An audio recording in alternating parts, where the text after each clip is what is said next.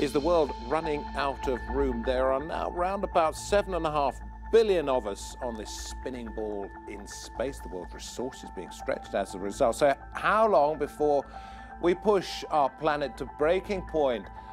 You're watching Roundtable with me, David Foster.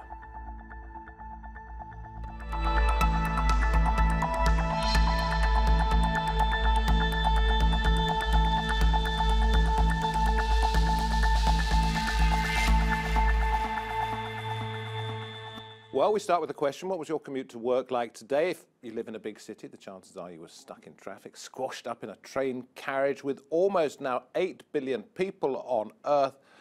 What does it mean for us and our planet?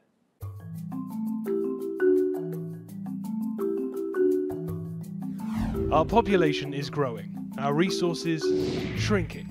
On average, 250 babies are born every minute. That's more than 130 million every year. But with overstretched cities reaching breaking point, are we at risk of running out of room? In 1800, there were about 1 billion people roaming the planet. Today, that figure has exploded to just over 7.5 billion.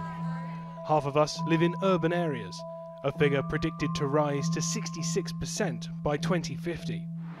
It's expected there will be 2 billion cars on our roads by 2040, and we'll be clocking 20 trillion air travel kilometers in the same period. But cities such as Delhi are choking on fumes. In November of last year, air pollution surged way above hazardous on the Air Quality Index, caused in part by diesel exhaust in the city.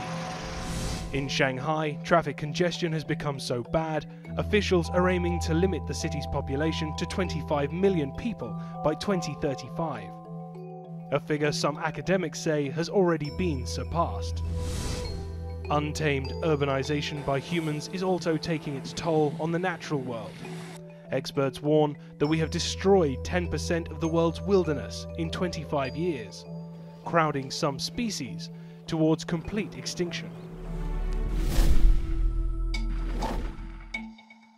The global average fertility rate is just 2.5 children per woman, but in some parts of the world that figure is much higher. In Niger, women have on average 7 children each, while Chad's fertility rate is around 6.5 children per woman. Past efforts to curb environmental damage have focused on population control in developing nations.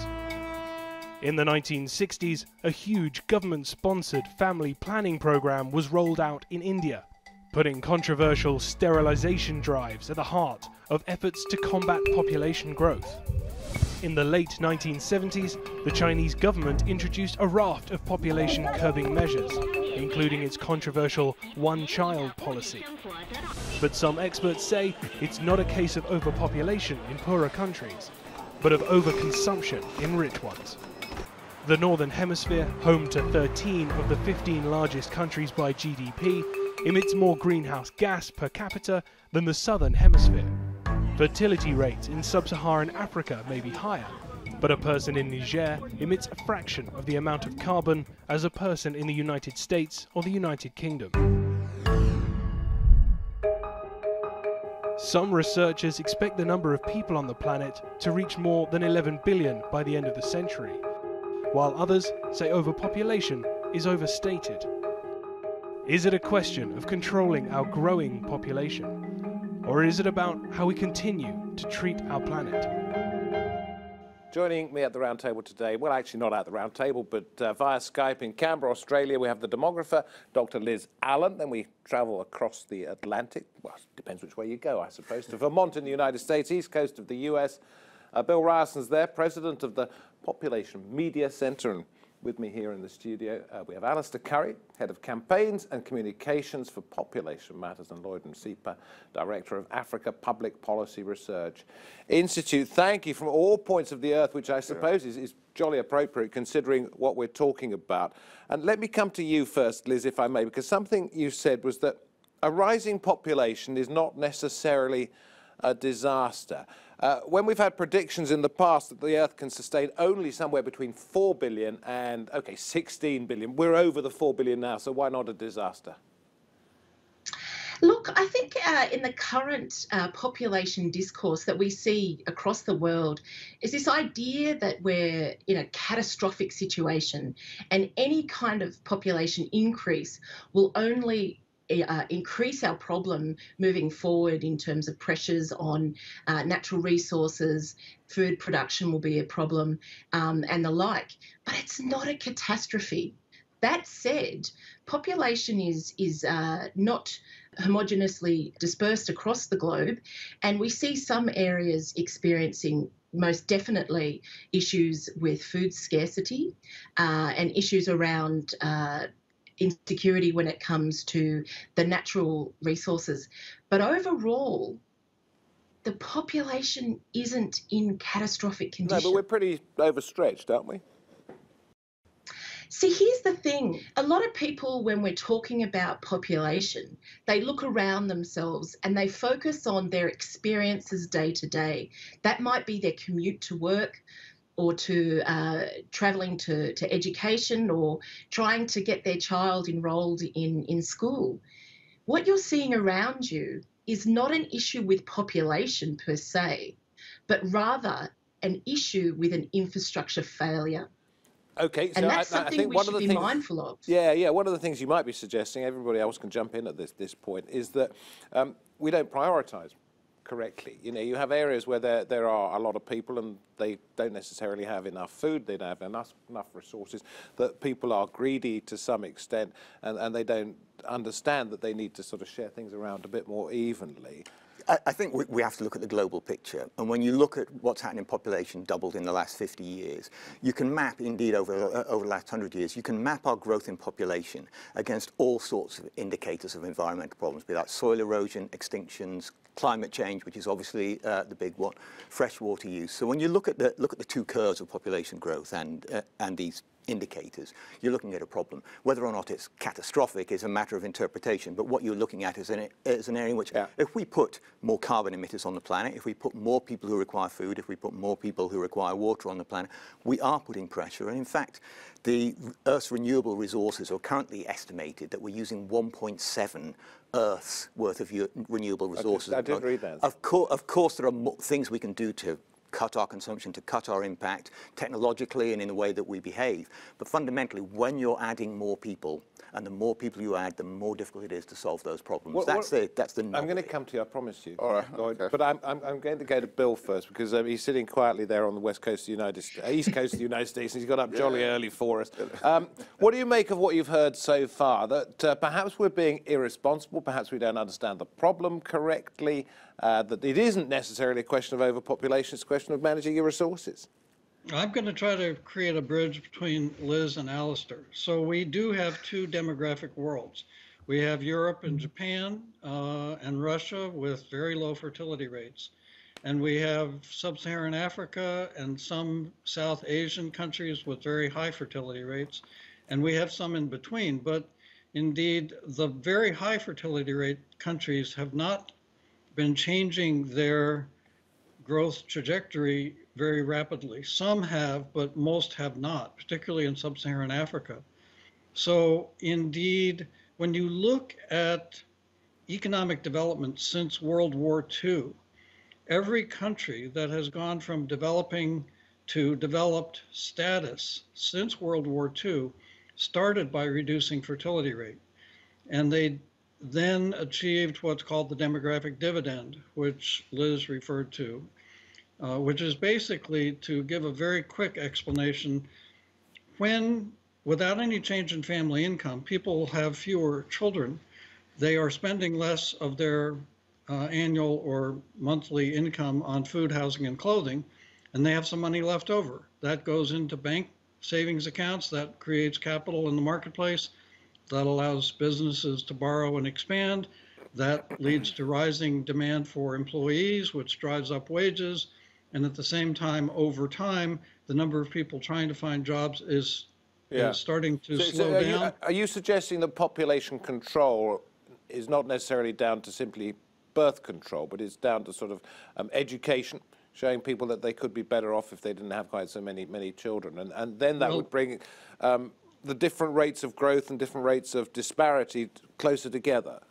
Indeed, if people had an understanding of both the health and the economic benefits of smaller family size and delaying childbearing until adulthood, they would then be able to achieve the demographic dividend that is missing in so many countries with very high fertility rates now. Okay, Bill, thanks.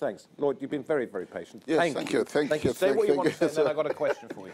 Thank you. I want to come in on the back end of what Bill says there. When you look at a country or countries going through a high population growth or high birth rate, it's a sign that something else is wrong, or there's another driving force to that. Look at Britain, for instance, post-World War, the replacement of all the people who lost their lives after World War II. See, that was the driving force. These are the baby boomers that we see aging now. Go back to sub-Saharan Africa. When you see a family of 7, it's not because they want to be 7. It's because the idea is to have as many children as possible, so that if 4 survive or 3 survive, the family is pretty much intact. Yeah. And let's also look at the population narrative in the context of other indicators that we should, an African country, for example, let's say South Africa. South Africa is now stabilized, but at some point during the apartheid era, you go into Soweto, go into Alexander, the growth rate, population birth rate was very high. But as people become more educated, they've got access to better paying jobs, that has stabilized. Go next door to Zimbabwe.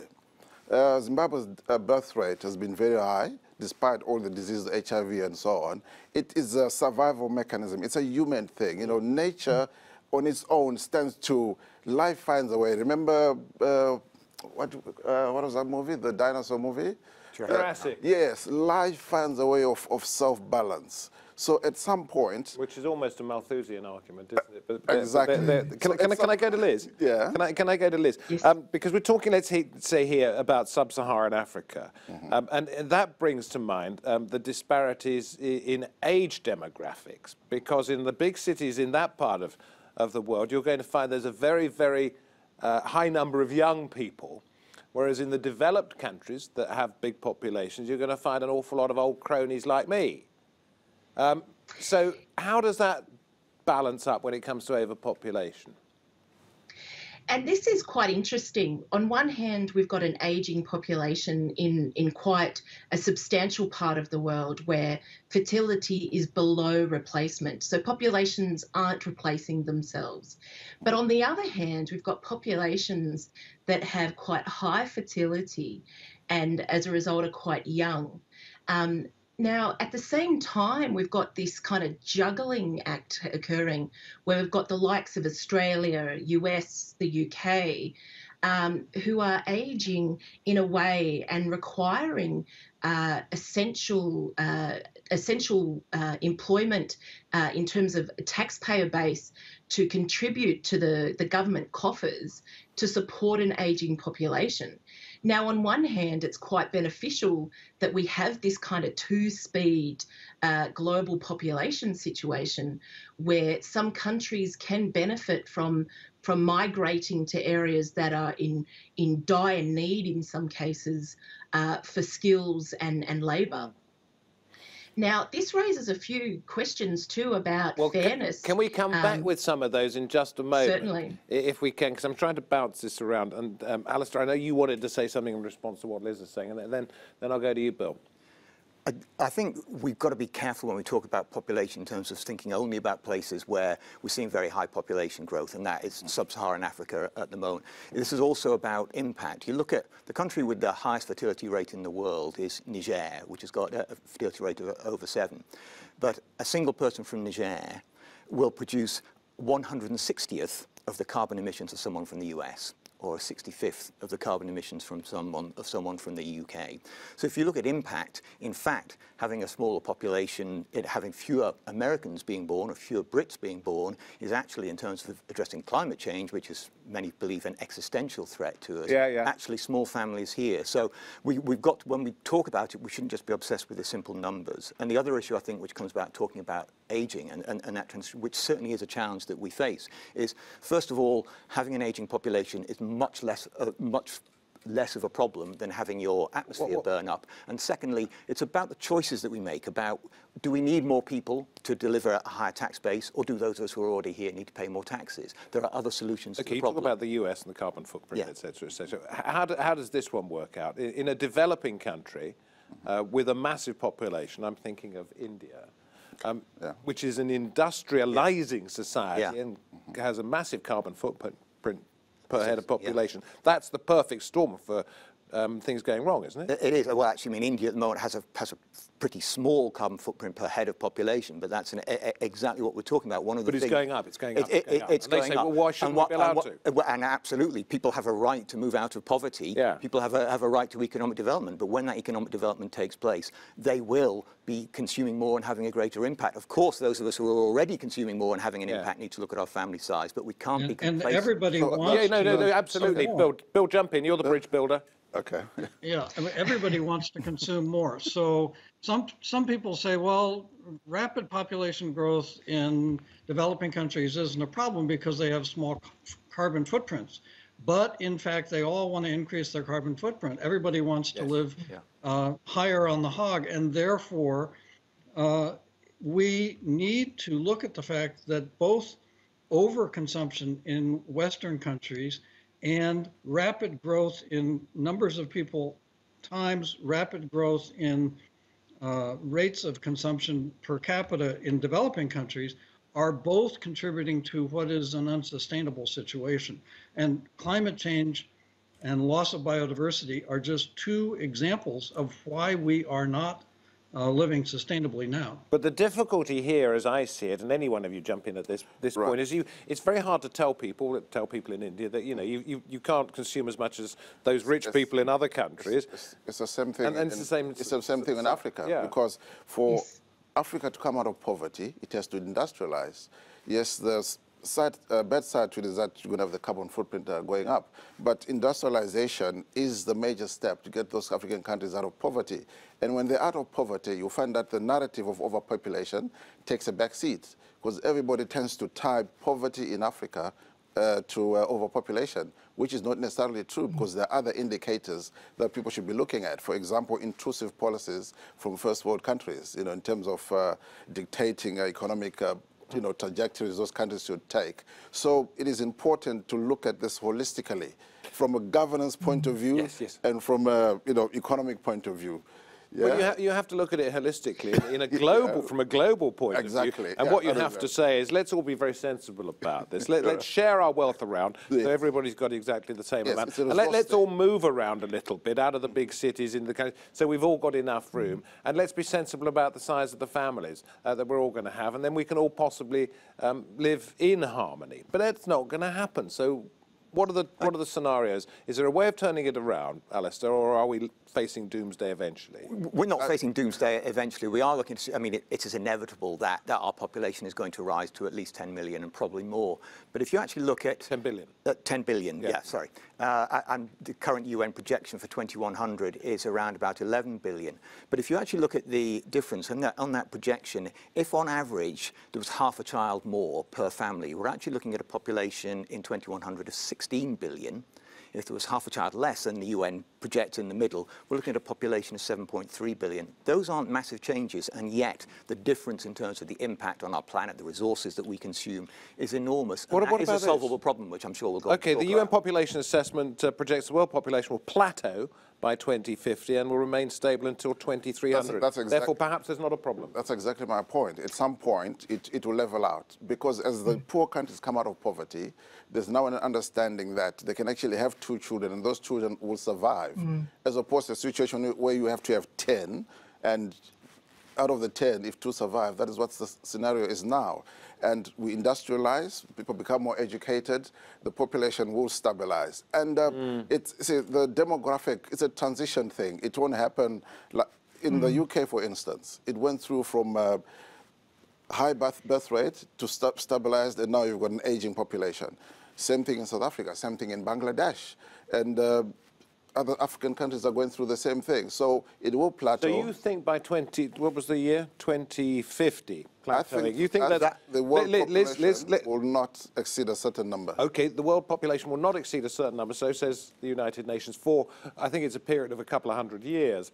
But is that because we're going to see what some might refer to as the Malthusian factor, that because we're overpopulated, we're going to see natural disasters overtake those huge population numbers and cut them back, if you like, in quotes, naturally? Look, there's a big problem with the so-called Malthusian or neo-Malthusian way of thinking, and that is that the assumptions are based on that our technological development will remain steady and we won't innovate. And we've shown and we've proven over time that our food production, with the aid of technology, the way that we do things in the home with the aid of technology and the like, means that we can improve our lifestyle, we can improve our well-being. Yeah, okay. So this idea that we're all going to... I mean, I think the problem is that's relying on when we're in a situation in which we're in what's called the sixth mass extinction at the moment, where our temperature is almost certainly going up by 1.5, may go at 3 degrees. We're working on the hope that we're going to find some solution to that problem. What we know is if we reduce the number of carbon emitters, if we reduce the number of consumers, if we reduce the number of people requiring habitat, this is right to a certain extent. Necessity is the mother of invention, and we've always found our way out of... That's right. And I think that what we need to be wise about is looking at what else we can do. I'm going to go to Bill because he's a very polite man. He's not jumping in. He's not butting in. But you want to say something? Yes, I'm not such an optimist that I think necessity always leads to invention, because we've seen a lot of people die of starvation already.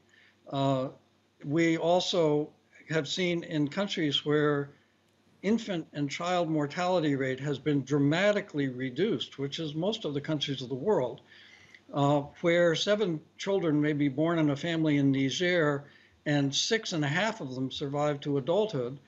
It's not automatic that desired family size drops down to 2. So what's clear in what everybody has said is the pressure on the environment and the pressure on people's economic welfare is such that the world would be better off if people reduced fertility rate. And doing so requires stopping child marriage, requires allowing women to have an education, allowing them to make their own decisions about reproduction, promoting smaller family norms, and various other steps that improve the welfare of women and children that will lead to lower fertility rates. So it's a human rights-based solution that is available to us. Yeah. It's not just a provision of family planning services, although those are critically important. Population control should not be intrusive. You know, like what Bill is suggesting, that we go on some kind of birth control siege in I'm not suggesting countries. Birth control. Population control. I'm suggesting human rights. Oh, okay. Population control should happen as a natural progression from poverty to prosperity. And as we move and as we encourage those countries that have the high death rate, the high fertility, the sort of high mortality rate in terms of children, improve their economies, improve their well-being, their education, you find that the population issue is something that won't come to to the fore. People will be now more concerned about their lifestyles, how they improve their lot. As things stand now, we have certain countries putting intrusive policies to those very same poor countries that they are meant to help. And that keeps them in perpetual mode. I'm going to have to wind you up. I'm going to have to wind you up, Lloyd. And I don't mean to be patronising. Yeah, I understand. Yeah. But we do have the end of the programme coming up. Are we going to be able to keep home on Earth? I'm optimistic that we will, but only if we take action at this point. It needs action across population, family size, consumption habits, technology, all these things. They're all things within our gift. They're all things that we can do. But the question is whether or not we're going to be smart enough and sharp enough. And Liz, are we all going to have to move to Australia because you've got lots of room? Look, and here's the thing. The planet that we know at the moment will endure.